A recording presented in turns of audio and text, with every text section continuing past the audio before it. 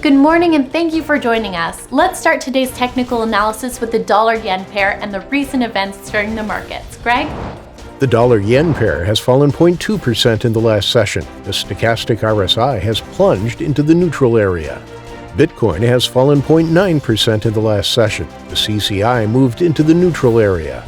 The price of gold has fallen 1.2% in the last two sessions. The CCI has shifted into neutral territory.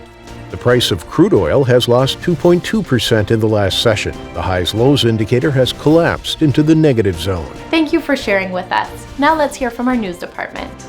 Oil fell over 2% in anticipation of a surge in Libyan crude supply and demand concerns caused by surging coronavirus cases in the United States and Europe. British Finance Minister Sunak was forced to offer billions of pounds more of financial help to businesses grappling with a resurgent COVID-19 pandemic. The dollar weakened slightly against a basket of major currencies amid uncertainty over a new round of stimulus ahead of the upcoming U.S. elections. Thank you, and now let's go through today's major economic events.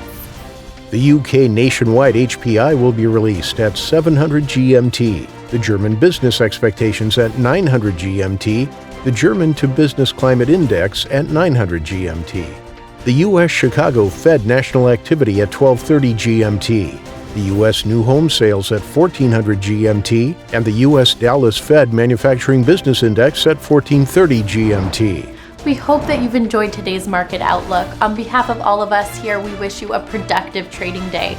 Be sure to join our next review for the latest news and events from the financial markets.